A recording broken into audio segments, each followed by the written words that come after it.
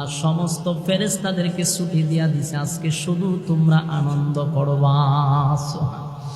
ফেরেশতারা আনন্দ করছে, আমরা কেন আনন্দ করব না?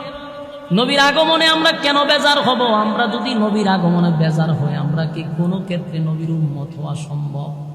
কথা হয় না।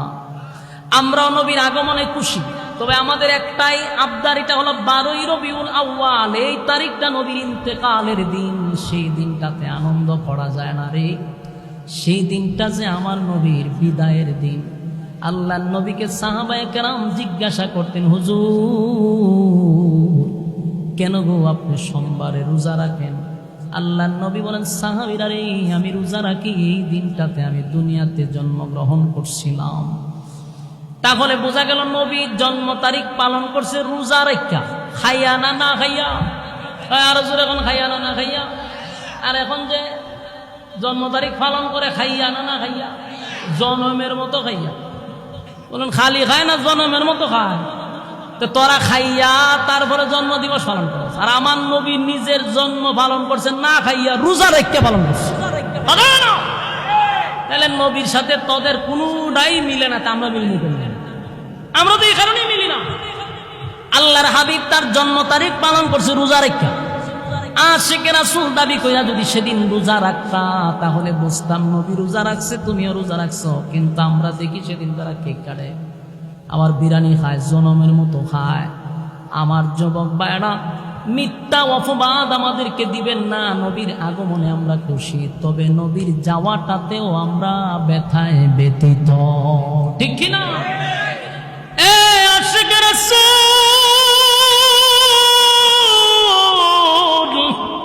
আর 2টা মিনিট সময়, 5টা মিনিট সময় দিলের কান লাগাইয়া কথাগুলি শুনবেন। কারা কারা হাত তুলেন?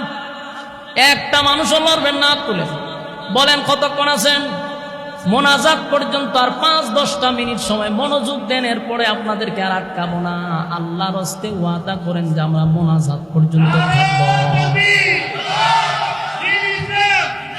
আমার যুবক ভাইরা, দিলের কান লাগায়া শুনেন, দিলের কান লাগায়া শুনেন। কেন আমরা ব্যথায় ব্যথিত? কেন আমরা ব্যথায় ব্যথিত? কোন মাযহাবের কোন ইমামরা এটার মধ্যে দ্বিমত নাই। 12ই রবিউল আউয়াল এই তারিখটা হাবিবে কিবরিয়া দুনিয়া থেকে বিদায় হয়েছে, এতে কোনো সন্দেহ নাই। আল্লাহর নবীকে পাঠাইলেন সমস্ত জাহানের জন্য রহমত। নবী আমাদের জন্য রহমত, নবী আসমানের জন্য রহমত, সাগর নদী নালা খাল বিল সমগ্র সৃষ্টি জগতের জন্য নবী রহমত। সেই মায়ার নবী, দয়ার নবী চলে গেল। এই ব্যথায় বেদনায়, এই বিরহ ব্যথা আমি আপনি কেমনে সহ্য করি? সাহাবায়ে কেরাম সহ্য করতে পারে নাই। আপনারা ইতিহাস পড়ে দেখেন, রাসূল আরবি সাল্লাল্লাহু আলাইহি সাল্লাম যেদিন বিদায় হয়ে যাবে, এর 2-3 দিন আগ থেকে নবী অসুস্থ, নবী অসুস্থ, নবী অসুস্থ। আল্লাহর নবীর প্রচন্ড বুকে ব্যথা শুরু হয়েছে। নবীর কয়েকটা রূপ মৃত্যুর আগে দেখা দিল। ইন্তেকালের আগে নবীর মাথায় ব্যথা শুরু হয়ে গেল, বুকে ব্যথা শুরু হয়ে গেল। বুকে ব্যথা হওয়ার কারণ হলো নবীকে একবার ইহুদিরা বিষ খাওয়াইয়া দিয়েছিল। বিষ খাবারের সাথে বিষ মিশাইয়া ইহুদিরা নবীরে খাওয়াই দিয়েছিল। জাগায় 2জন সাহাবী শাহাদাত বরণ করছে, কিন্তু আল্লাহ রাসূলকে হেফাজত করছে। সেই যে বিষ নবীরে খাওয়াইছিল, নবী সেদিন ইন্তেকাল করে নাই।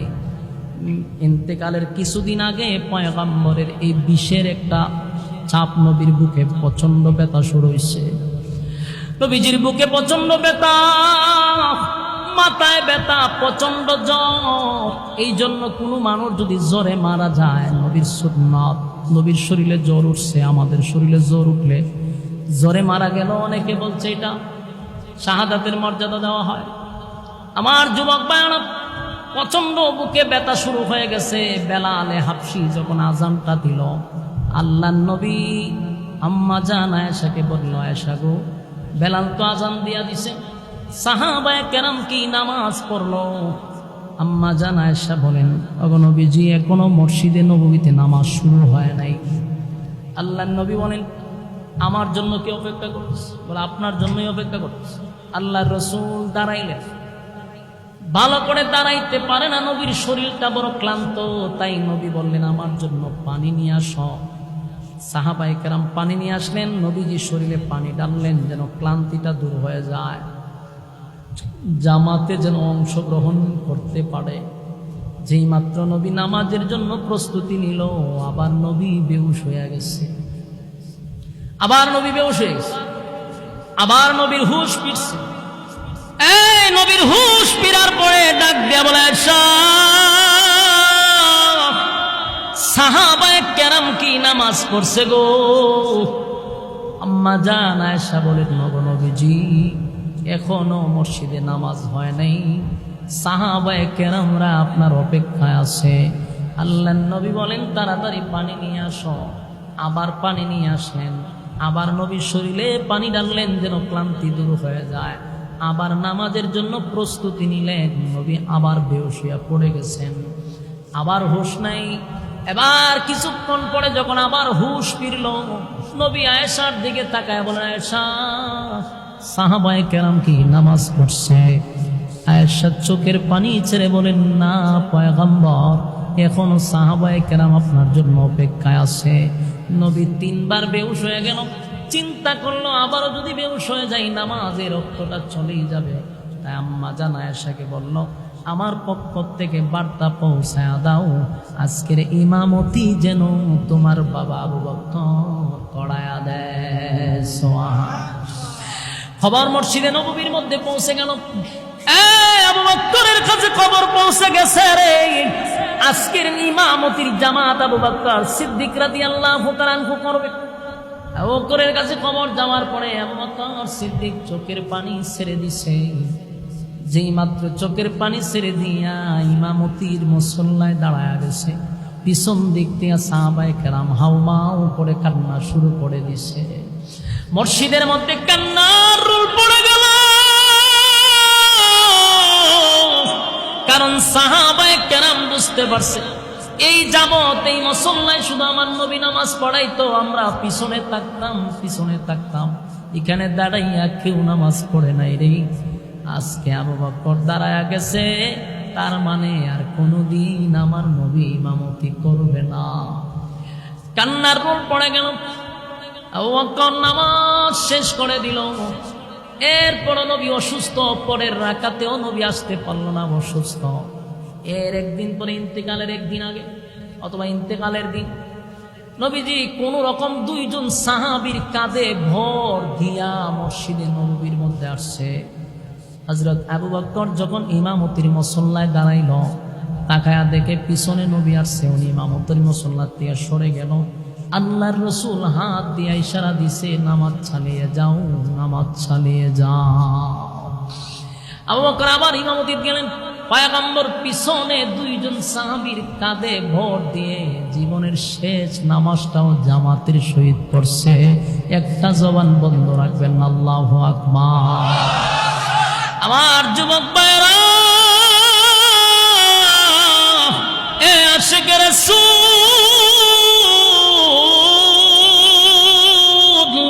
জীবনের শেষ নামাজ আমার নবী দুইজন সাহাবীর কাঁধে ভর দিয়া জামাতের সহিত নামাজটা পড়ল রে। আর তোমরা সকাল বেলায় মিছিলে বাহির হও, নামাজের খবর নাই, সুন্নতের খবর নাই।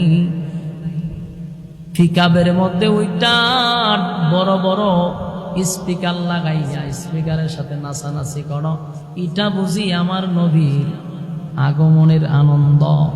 এই আনন্দ কোনো মুসলমানের ভিতরে থাকতে পারে না, কারণ এই তারিখে আমার নবী চলে গেছে। যাওয়ার ব্যথা প্রত্যেকটা আশিকে রাসূলের ভিতরে থাকার দরকার আছে না নাই? আল্লাহর নবী যে আমাদেরকে ছেড়ে চলে গেল গো, সেই ব্যথায় ব্যথিত হওয়া দরকার। যেদিন নবী বিদায় হয়ে যাবে সেদিন আর মসজিদে ঢুকতে পারল না। আল্লাহর নবী কখনো হুশ, কখনো বেহুশ, কখনো হুশ কখনো বেহুশ।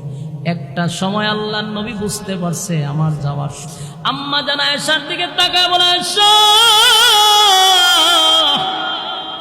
আমার মেসওয়াক দাও, আমার মনে হয় গো আমার সময় শেষ। আম্মা জান তাড়াতাড়ি একটা মেসওয়াকের ব্যবস্থা করলেন। মেসওয়াকটা খুব প্রচন্ড শক্ত ছিল, তাই আম্মা জানের দাঁত দিয়ে এটারে চিপাইয়া নরম করে নবীর মুখে দিলেন। নবীজি এই অবস্থায় একটা মুস্কি হাসি দিয়া আম্মাজানের দিকে তাকায়া বললেন, আয়েশা রে, জীবনে তোমার হক ঠিক মতো আদায় করতে পারলাম না, আমারে তুমি ক্ষমা করে দিও। তাই তোমারে খুশি করার জন্য নবীজি মিসওয়াক না করে আম্মাজানের মুখের লালাটা নবীজি চিপাইয়া চিপাইয়া মৃত্যুর আগে, ইন্তেকালের আগে আম্মাজানের লালা নবীর মুখে ছিল। মিসওয়াক করে আল্লাহর হাবিব বুঝতে পারছে মালাকুল মউত আজরাইল আমার কাছেই চলে আসছে। আল্লাহর নবী তখন ফজরের নামাজ মসজিদে চলতেছিল।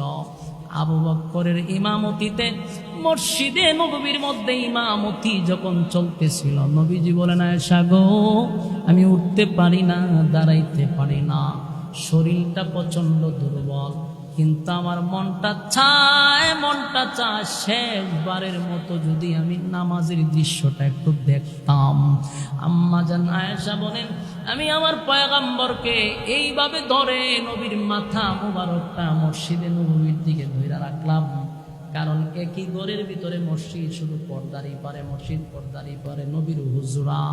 তাই নবী পর্দা সরাইয়া ইমামতির জামাতটা ভালো করে দেখলেন।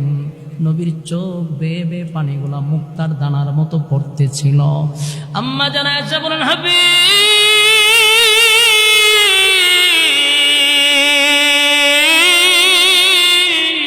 চোখের পানিগুলো ছেড়ে দিয়া কান্দেন। আমার আব্বা ইমামতি করে এই জন্য কান্দেন। এই জামাত দেখে কেন কান্দেন? আল্লাহর নবী বলেন, আয়েশা রে, সব কান্না কিন্তু দুঃখের কান্না হয় না, কিছু কান্না হয় আনন্দের কান্না, আনন্দের কান্না। আয়েশা, এই যে বিশাল একটা জামাত আমার সামনে দাঁড়ায় আছে, এই জামাতটা কায়েম করতে গিয়ে আমি নবী 13টা বছর মক্কার জিন্দেগিতে কত মায়ের খাইলাম, কত পাথরের আঘাত আমি সহ্য করলাম, কত সাহাবায়ে কেরাম শাহাদাত বরণ করল। এসা আমার শরীরে কোনদিন মশা মাছি বসে না, কিন্তু আমার শরীরে অসংখ্য অগণিত আঘাতের চিহ্ন। এই আঘাতগুলি তায়েফের ময়দানে আমার বেঈমানরা মারছে। আয়েশা গো, সেজদায় গেলে আমার পিঠের উপরে উটের নারী বুড়ি পর্যন্ত তারা রেখে দিত। এত কষ্টের বিনিময়ে আজকে আমি নাই, কিন্তু আমার সাহাবীরা আমার অনুপস্থিতিতে বিশাল একটা জামাতের আয়োজন করছে। আমার খুশিতে আনন্দে চোখের পানি আর ধরে রাখতে পারলাম না। এবার আমি চলে গেলেও আর কোনো দুঃখ নাই। আমার সাহাবীরা আমার পরে এইভাবে নামাজ পড়বে, নবীর চোখ দিয়া মুক্তার দানার মতো পানিগুলা বাহির হইতেছিল। শেষবারের মতো বলছে, উম্মতেরা রে, নামাজ ছাড়বি না। এ আশিকে রাসূল, মুখে মুখে মুখে মুখে শুধু আশিকে রাসূলের স্লোগান দিয়া মিছিল মিটিং করলেই তো নবীরে পাওয়া যায় না রে। মিছিল মিটিং দিয়া আনন্দ কইরা যদি নবীরে পাওয়া যাইত, আবু লাহাব জান্নাতে থাকতো, আবু তালেব জান্নাতে থাকতো। নবীর আগমনে আবু লাহাব খুশি ছিল, আবু তালেব খুশি ছিল, কিন্তু নবীর আদর্শ অনুযায়ী জীবন যাপন করে নাই, নবীর তরিকা অনুযায়ী জীবন যাপন করে নাই, নবীর এতাআত করে নাই, নবীর অনুসরণ করে নাই। শুধু ভালোবাসা গেছে, শুধু ভালোবাসা দিয়ে জান্নাত পাওয়া যায় না।